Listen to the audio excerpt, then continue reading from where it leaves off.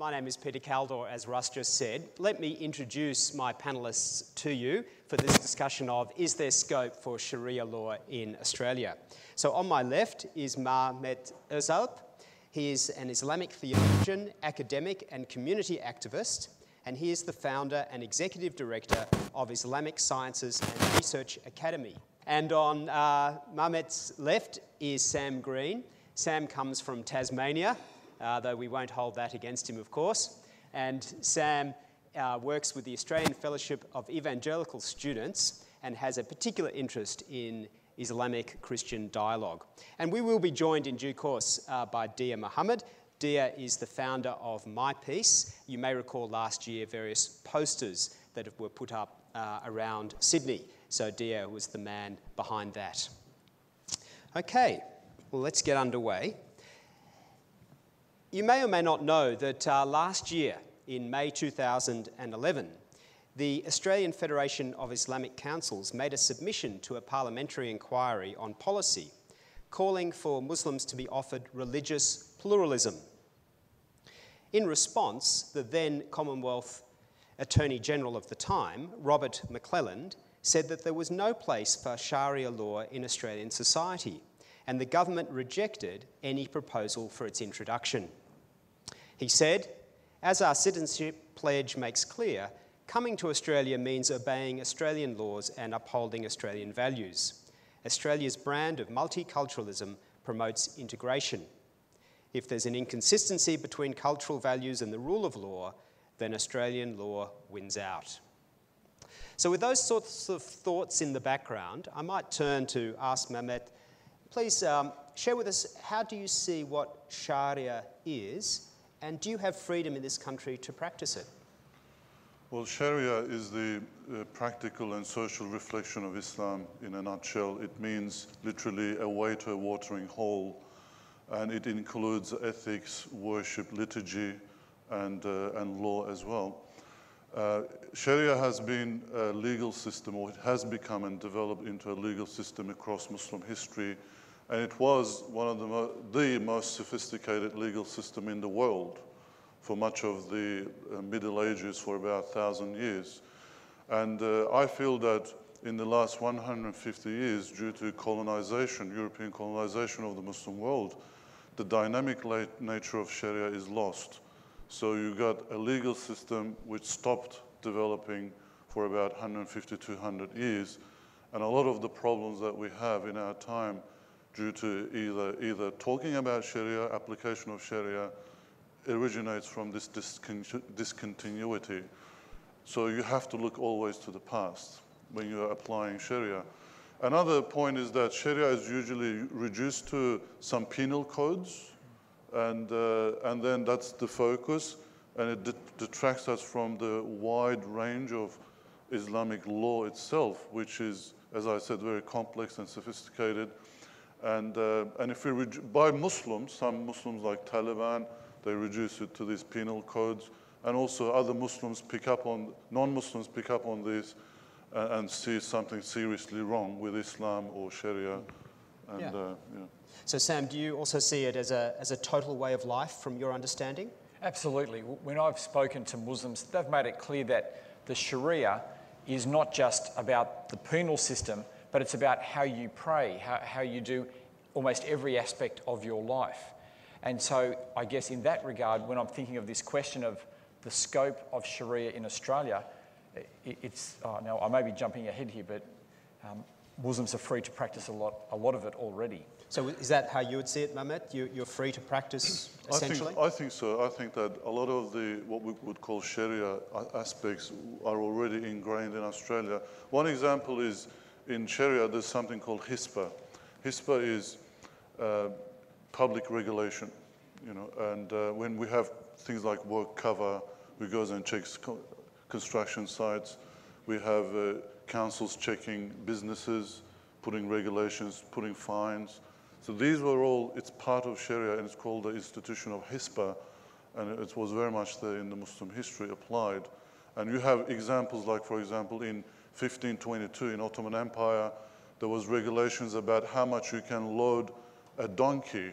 The owner can load a donkey without the animal being overloaded and therefore suffering. So to end animal suffering, they put regulations, and that was all part of Sharia, the HISPA institutions. Today we do that by limiting how much trucks can carry and things like that. So you're saying there was red tape even 500 years ago? Yeah. Well, I wouldn't say red tape. I would say regulations for the benefit of everybody, the whole society. There's an Islamic Muslim jurist called, his name is Shatibi. He died in 1388. He wrote a book called The Objectives of Sharia. It's very important, and I feel that anyone who hasn't read Shatibi should not speak about Sharia. It's a bit, you need to really understand what he's talking about. And he says that the objective of Sharia, the ultimate objective is to promote good and benefit for human beings and to prevent evil and harm and therefore the suffering that human beings come. And this includes crimes as well as a local businessman who is doing things which is not at the interest of the public. So Islamic law and regulations would step in and actually stop that by putting fines and other punishments or whatever. I think we'll come a bit later. There'll be questions on this, no doubt, and we'll come back to this question of what good does it bring, as you've highlighted. Just perhaps for a moment, are there differences of opinion, and this is some of the questions coming through, within the Muslim community as to what is Sharia, and how important is the life of Muhammad? Look, I think there's a confusion. Firstly, within Sharia itself, there is differences of opinion within its methodology, but in our time we have lots of confusion. The first confusion comes with what is Sharia, and there's another term, fiqh. A lot of people don't know that. Sharia is strictly defined as the social, practical, and legal principles that comes in the Quran, which is about 100 verses out of 6,238. And from the sayings of Prophet Muhammad, and strictly speaking, there's about 1,000 from 30,000 of his sayings, social and legal implications. So that's Sharia, but the human understanding of Sharia is called fiqh.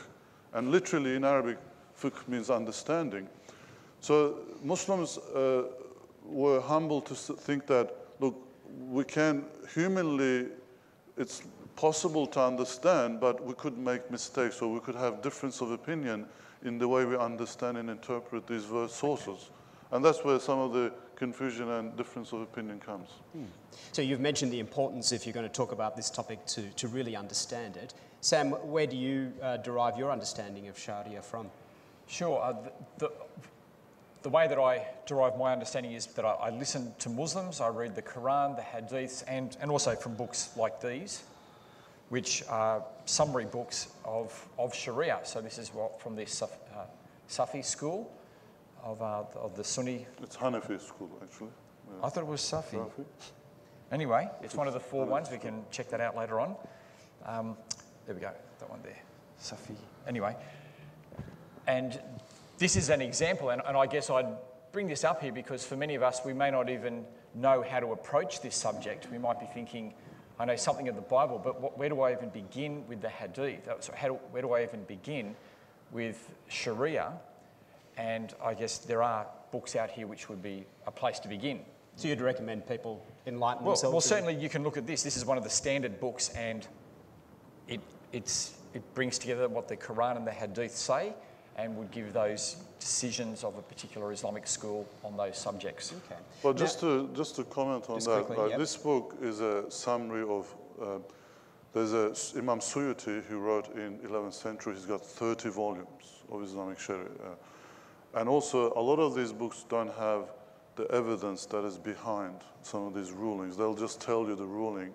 They won't go into the methodology and the textual evidence. And what interpretation was used. So, and most of them are translated, and sometimes there are translation mistakes. I'll tell you one example. Like Bernard Lewis writes about authority in Muslim societies, and it judges it on a particular verse where it says, obey God, the Prophet, and those leaders who are leaders over you. He translates it like that, but the real translation is leaders from amongst you. Can you imagine the difference that it makes? One is more democratic, the other one is more authoritarian. And his conclusion is based on a wrong translation. I mean, that's one of the problems that we have in our time. Good. Well, I might touch on something you've raised earlier and pass to Dia to comment. You mentioned that ultimately Sharia is about, remind me of your exact words, Mehmet, about bringing good to society, something to that effect. That was the ultimate object of Sharia. Promoting good and beneficial, and preventing evil and harm, and prevent suffering in society. Well, thank you. And so there's a number if of... I may add that... I might need to to move on. There are a number of questions coming through. It's come a couple of times and yesterday as well. In light of that, and I'll turn to Dia to have a go at answering it, how do we make sense then of understanding the reaction that we've seen to this video that's been withdrawn from Google about the Prophet Muhammad and seeing the violent reactions? How do we make sense of that in light of Mehmet's comments? I think that to make sense of it, I think that one must understand the relevance or significance of the Prophet Muhammad to Muslims and who he is, and to what degree do we love the Prophet Muhammad. In Islam, we are taught that he's the final prophet to come after Jesus. He's the seal of the prophets. He gave us the Quran, and he's the greatest man to basically ever live. And as Muslims, we love the Prophet Muhammad more than we love, for example, our mothers and fathers, or at least we're taught to do so. So when someone goes out and puts such an offensive video on there, the reaction of the Muslims is one of, and I'm not saying the reaction that happened a few weeks ago, that's obviously wrong, and we don't condone that, but that's where it stems from, is that love and the passion that we have for the Prophet Muhammad. But one should understand who he is first and what significance, what role he played in the world and in society.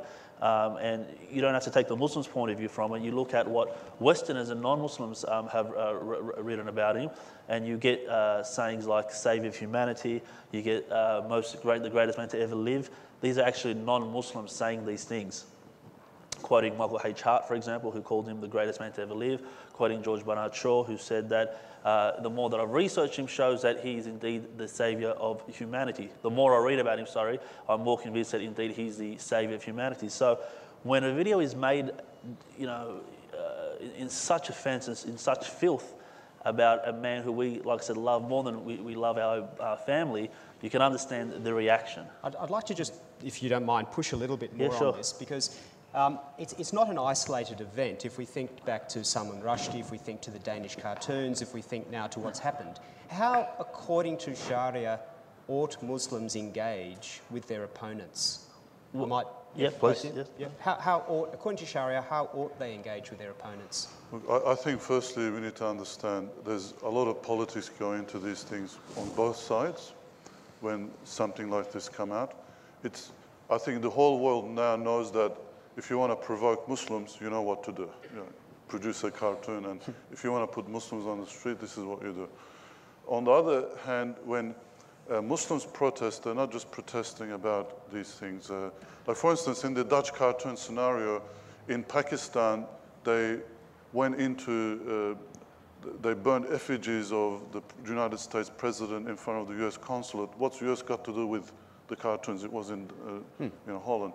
So these other issues come in, which are not related to that incident. So, but if I come back to the question, according to Sharia, how should Muslims engage their opponents? Well, there's plenty of examples from the time of the Prophet. He was vilified many times, many years. He was tortured, persecuted. We never see him going and attacking people or protesting. There are no protests in the lifetime of the Prophet. And on the contrary, when Muslims were attacked in the Battle of Uhud, someone asked him to condemn or damn the people by praying to God. He says, I came as a mercy. I did not come for damnation of people. He says, oh God, forgive my people, they don't know. This is the example we get from Prophet Muhammad, and I think this is the approach that Muslims should follow as their prophet. Okay. Yeah. I'd like to turn to you, Sam, and perhaps in your comments. Could you also enlighten us as to how the Christian engages with opponents in your understanding? Well, with both of these, I think it's helpful to look at the example of Muhammad and the example of Jesus. And certainly I would agree with what Mahmed has said about Muhammad's response, but I would say that's how he responded when he was in Mecca. That's certainly not how he responded when he was in Medina, although the Battle of Uhud is during that time. This is Medina time I'm talking. Yeah. But there are numerous examples which I see not just in the early Sirat literature, but also used in Islamic publications of people who insult Muhammad, and Muhammad had them assassinated. So that there are quite a number of assassinations that he does to those who insult him. Now, that is in his life in that Medinan period, and so I'd say that is part of the picture as well. Well, I disagree. Prophet Muhammad never asked for assassination of anybody. Just the biggest evidence of Prophet's magnanimity is when he captures Mecca, he declares a general amnesty to people who persecuted him and his followers for 20 years, killed his family members, tortured his daughter, some people. He declares forgiveness at a time in 7th century when usually rulers went and just sacked the whole city and killed everybody. I think this is the greatest evidence for the nature of Prophet Muhammad. There was one incident, I think that's what you're referring to, where someone is seeding sedition amongst trying to create war between Mecca and Medina. There's already warfare and between other tribes and developing a coalition, and this person was killed by some of the followers. Prophet did not ask him directly. But I need to say that there are examples of Muhammad having old men, women assassinated, and even when he conquered Mecca, that there were still 10 people that he had assassinated, and he may not have sacked the city, but that was because he had reasons that they capitulated, converted to Islam, and it was not beneficial. But I'm sorry about 10 people. We are giving misinformation here. 10 people were listed as war criminals. Like, these people are known to torture and kill others, and eventually one of them died and 9 of them were forgiven as well. They came and lived with Muslims. So we just got to be correct on our... Okay, we might need to agree to disagree at this point, but Sam, can you answer the second part of the question? How do you see the Christian way here possibly... Oh, absolutely. You see, the gospel message is about Jesus, is about about how he humbled himself amongst us, and he also accepted humiliation. And so when Jesus is abused, he actually turns the other cheek. This is where the phrase turn the other cheek comes from the example of Jesus. And so Christians will want to follow the example of Jesus, who does two things. He speaks the truth boldly and confronts people about their sin, but he also is prepared to turn the other cheek and not to impose himself in that sort of in that other way. Do you want to add something? It's not entirely true. I don't know the impression you get from Christians or the people turn the other cheek and love their neighbour and all that sort of stuff. But Jesus also had a militant side to himself too. I mean, he was being persecuted by the Jews after all. He did, for example, instruct his disciples to pick up swords, and in discussions with himself and other people say it's metaphorical, but he meant it literal. Pick up your swords. There's another verse in the Bible where Jesus says, "For those who don't follow me, chop their heads off." So, and I'm not disagreeing with Jesus. I take Jesus as a prophet of God. But what I'm saying is you're showing one side of the truth, sort of like on the adverse side of the Prophet Muhammad, where he, was in wars and was violent and, Islam spread by the sword, and you have Jesus here who turned the other cheek. And I'm saying they're exactly the same. Even if you read the life of Jesus and the life of the Prophet Muhammad, almost the same. There was mercy on one side, and there was let's get ready for war, and pick up your swords, and and I can quote you these from the Bible. And Muhammad had a merciful forgive, and a time of war. When you understand these people are men of God, and they're coming with a message, and every message that's come from God, whether it be Moses, Jesus, Abraham, they're all opposed, and they're all persecuted for it. And so war was inevitable in all their lives. So to paint Jesus as purely that, I think is telling half the story, because he also did have a militant side where he ordered his disciples to pick up swords because he knew he was about to go to war with the Jews. And when the Jews came in greater numbers, obviously Jesus is not a silly man, he's a smart man, smartest man at the time. He told his disciples, put down your swords, for who lives by the sword dies with the sword. But he knew that. But because the Jews brought the Romans with him, the tables had changed. So to say that one man of God is completely peaceful is not entirely true. He couldn't have been, because he was about to get persecuted. Yeah. I think there, though, that you really haven't done justice to what the gospel says about Jesus, because there are numerous occasions where he is saying that he hasn't come to build a kingdom of this earth. That's right. And so we actually do believe that Jesus will come with the sword, but that's when he comes bringing the judgment of God. Yep, we believe that also. But that's not the time in which we live now. And so the parable you referred to is referring to Jesus coming back. And we would agree with that, but it was never how Jesus behaved with his disciples. He never picked up the sword and went and fought anybody. I'm quoting Jesus, I'm not quoting authors. I know the reference you mean in Acts 2, but he actually, when they say, here they are, he says, that's enough. I might need to so ask you to agree to disagree as well at this point and move on. We've got a couple of questions, and this came up in yesterday's forum as well. Dia, I might turn to you at this point. Do we have a country in the world where we could point to and say, there is a place where Sharia is perfectly implemented? Not at this time, no. I mean, there's countries who implement forms of Sharia and in the penal system and the like, but in its totality, unfortunately, not right now. So would that suggest that Sharia is almost an idealistic system? It's not really possible to implement? No, it's very possible, but as Mel was saying, there's a lot of political agendas. If one, for example, if one is ruling the country, which is a lot of the times in, the Sharia epitomizes what democracy really is, and it's not by having Labor, Liberal, or Democrats, Republicans. It's the leader is chosen by a council. It's called a shura, so a council of men who decide who is the best to lead them.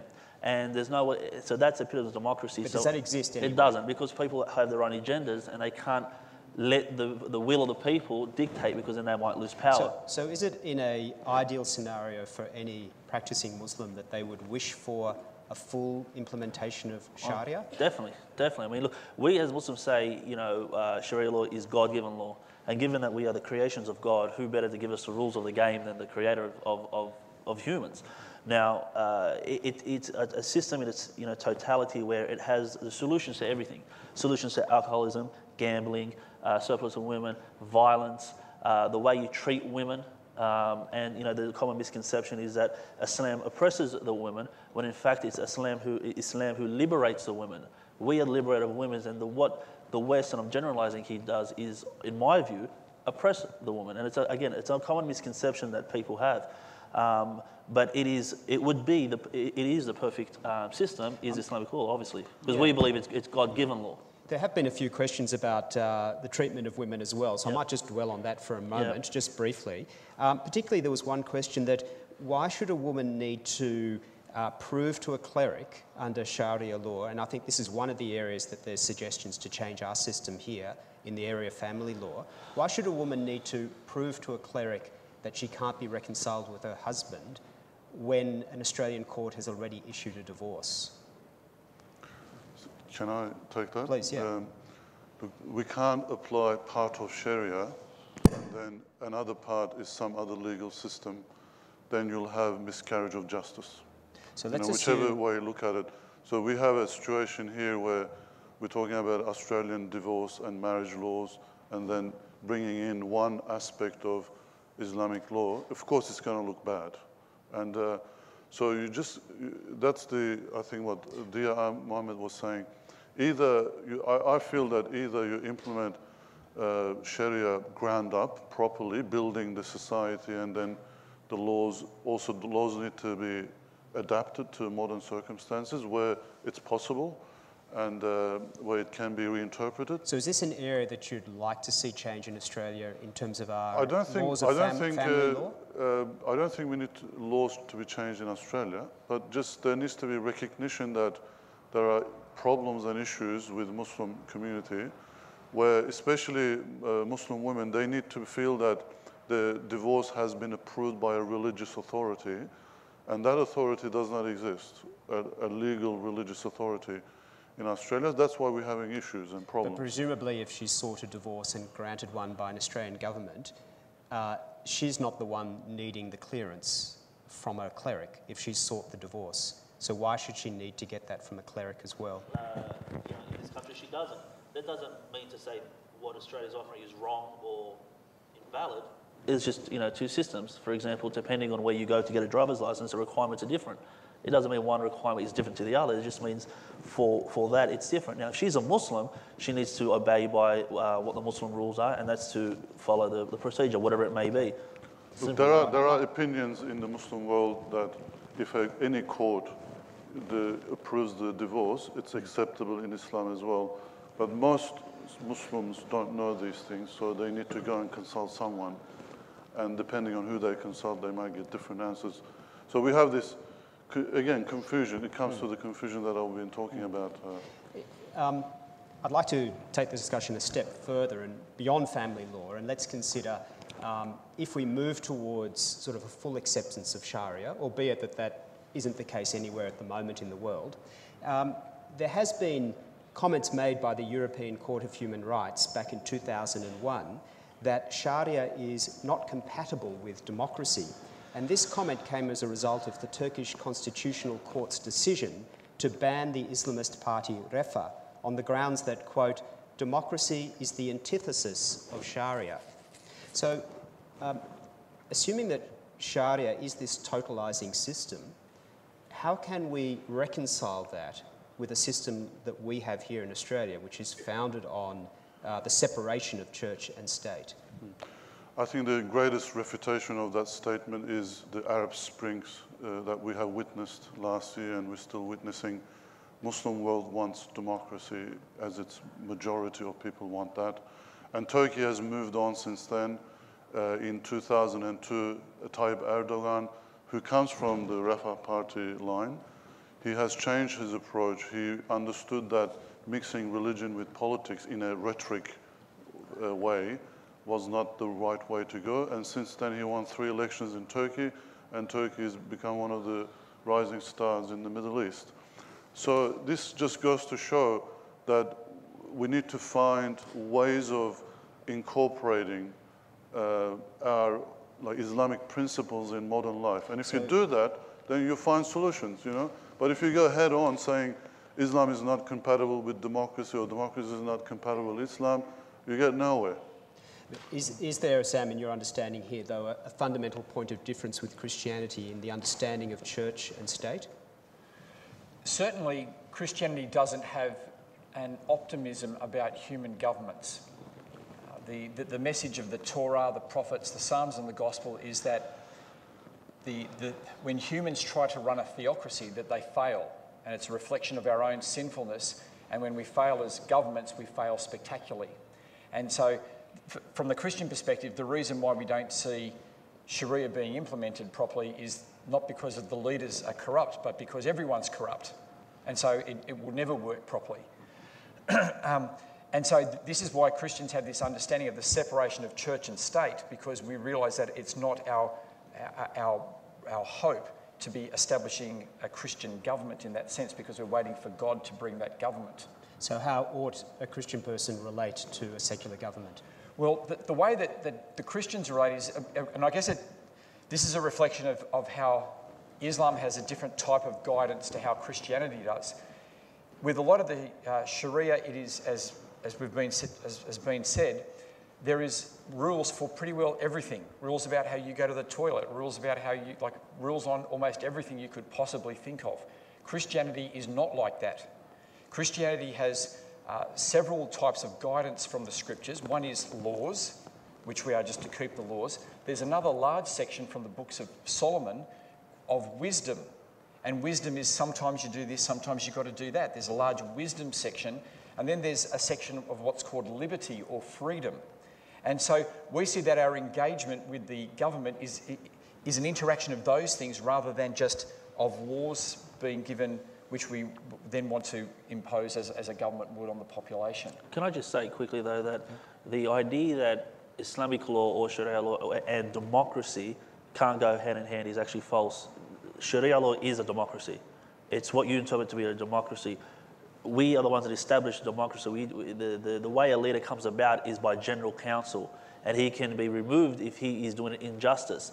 A good example of that, for example, is when the second Khalifa, his name was Omar, took over, and he stood in front of his people and he said, "If I ever lead you astray, I want you to step on my face into the ground." And then someone stood up and he said, "We will chop your head off if you lead us astray." He didn't call ASIO, he didn't call the security service saying this guy's made a threat against me. He said, "Praise be to God that I've got people, that my people will not let me lead them astray." Right? So it's not a fact that I'm a dictator. Islam and Islamic law actually promoted and instilled democracy, which had not seen before it. It was all emperors and rulers and kings. In Islam, an emperor, a ruler, or a king is forbidden. It has to be general consensus on who the leader is. Now, the way we have democracy now, for example, is you either have red or blue, Labor, Liberal, Democrat, Republican, and then you vote for that party, and then you're stuck with that party for 4 years. So, for example, if Julie Gillard now, so we're doing a carbon tax, you have to put up with it. That is it. That to me, is not a democracy. When someone says we're going to go to war, bad luck. I've decided we are going to war. That's not a democracy. A democracy to me is the will of the people, right? I guess one point of difference might be that within that Islamic democracy you described, it's essentially still clerics who form the decision. Not necessarily. No, it's a shura. It's a council. Like certain Religious leaders. Well, the religious leaders that get together because they're the ones that, one, know the Constitution better than anybody, and they're the most God-fearing. So there's a fusion of church and state. Well, we don't believe in the separation. Yeah, you don't believe in separation. No, because it's the most God-fearing. So who better to lead a people than someone who's more God-fearing? Because he knows he can't outdo God. He knows he can't outsmart. And he knows that there will come a day where he has to meet his Lord, and he will be accounted for every single person that he was leading. I might need, to move us on, because we've only got a few minutes left. I'd like to pick up, Mehmet, you mentioned in your book on Sharia that, and I'll paraphrase you rather, you say that the objective of Sharia is that every person has the right to live in safety, that there should be no coercion, and that everyone should have the ability to think freely, and there is no compulsion in religion. That certainly doesn't seem to be the picture we see when we look to majority Muslim countries. It's widely reported, for instance, that someone of an Islamic faith is not allowed to convert to another religion. Would you like to comment on that? Look, as I think we have established that the problems we're seeing today hinges on colonialism, its aftermath, the discontinuity of Islamic law, its lack of development. So we have problems, admittedly, in the Muslim world. But when you go to, that statement is based on the 5 essential rights that Sharia protects: property, life, family, religion, and mind, which is freedom of speech, freedom of religion. Quran says, chapter 2, verse 256, there's no compulsion in religion. There's nothing in the Quran that says you have to force people into belief. On the contrary, there's a lot of verses that says you can't. I'm not sure what you're asking. Is it all right for a Muslim person, according to the Quran, according to Sharia, to deny their faith and live peaceably with other Muslims? But if you're asking about apostasy, is that what you... I guess I am, yes. Yeah. There's an issue with apostasy in that it's been interpreted after Prophet Muhammad, some centuries after, that it relates to only leaving religion. But in the time of the Prophet and a century after that, it was linked with high treason. Because at the time, when you have two societies fighting each other, and one person gets out of the religion and goes to the other side and finds back, that's high treason, and that's punishable. Sorry, for the sake of time, I might need just to bring us to the present. Just a very quick answer.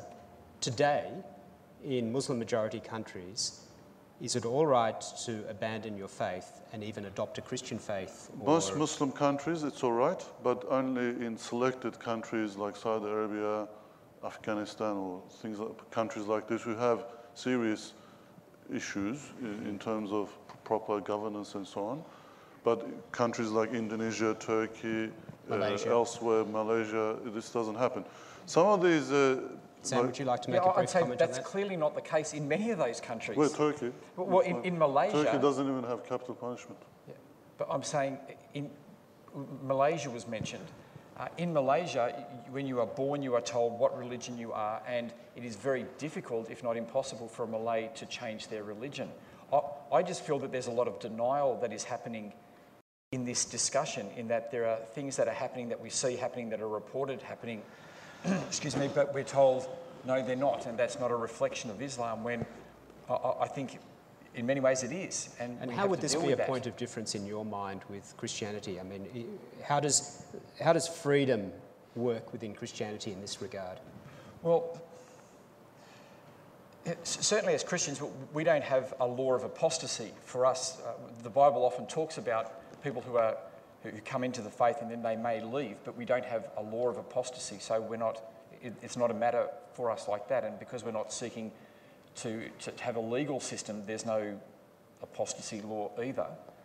But how do you explain Inquisition? How do you explain 100-year sectarian wars in Europe, which is at the source of secularism and so on? How do we explain that? 500,000 Muslims and Jews were expelled from Spain. They were settled in Muslim Ottoman Empire. They took refuge. They were settled as refugees. Okay, but even with that history, to understand the Inquisition, you need to understand the Islamic conquest of Spain and what was happening. But it was a church thing. Yeah. It was a religious persecution. The Inquisition came after the expulsion, absolutely, but it was seeking to reverse the Islamic occupation. I think this is one of the areas we've spoken about European colonisation, but we don't often talk about the Islamic empires and their colonisations and the effect that that had on the indigenous populations. And I think that needs to be brought into it. We need to understand their role in the slave trade, for instance, something that most people have no concept about, yet it was the main slave trade of world history, yet it's almost basically not known about. But Spain, for example, lived its golden era during Muslim rule. Jewish community says this. Now, if you ask I just have to say, well, that is what's always put forward, that Spain is the golden one, but you mentioned Bernard Lewis before. He actually says that is a myth and that it actually doesn't exist. And if you read Maimonides, who fled Spain, he actually said that... Where did he go? He went to Egypt, which is another Muslim country. Yes, but he still had to flee from it. Because at the time there were Almohads. Almohads were extremists. So we have extremism issue, but the problem is we're linking extremism to Islam itself. That is the thing that I'm against. Islam is not an extremist religion, but there are extremist Muslims who defame Islam itself, and then others just jump on it. Okay, I might ask you just quickly to make 30-second final comments, because I'm mindful people do need, unfortunately, to get back to work. So I might start with you, Mehmet, if you don't mind saying for 30 seconds your feeling for the future here, for the Muslim community and Sharia law in Australia. Look, Muslims are here, I feel, because they love Australia, they feel they're Australian, and they want to adapt to this country, and part of that adaptation is asking themselves, how can we live our religion in Australia? And when we ask this question, sometimes there are tensions, but I feel that we can resolve these things discussing it properly, sitting down around the table with politicians or legal experts, whatever, and solving them. We can't put it under the carpet. Yeah. Sam? Sure. I guess in terms of the question today, I think that the great thing about Australia is that it already allows Muslims to practice most of Sharia. And so there's already a great freedom, and I don't believe we need to extend that any further. I think as we want to take this debate further, we need to not be in denial about what the Quran and the Hadith and the Sharia actually teach. We mustn't be in denial about that. And I think it would also be really helpful for us to listen to the people who aren't Muslims who have been living under Sharia for many years. Okay, Dia. Okay, well, you can't ask any Muslims to live under Sharia because we said that there is no real Sharia-run country. But in closing, I would urge, it's easy for me to stand here and tell you what Islam is, what Sharia is, who the Prophet Muhammad is, but I just have a request. If you go back and search what historians say, non-Muslim historians say about the Prophet Muhammad, say about Islam, just Google it and see what they say. El Martin, Napoleon, Gandhi, George Bernard Shaw, Michael H. Hart. See what they say about Islam, about the Prophet Muhammad, about Sharia law, and I promise you, you'll be shocked. You know, what some of us say here, what some people get on the media and say, what you might see in the news. Go read the ones who are the historians, the theologists, and see what they say. And you'll be pleasantly, I think you'll be shocked. I won't say pleasantly shocked, but you'll be shocked. Okay, wonderful. That's a good challenge for us to take up. Thank you very much. Please join me in thanking them.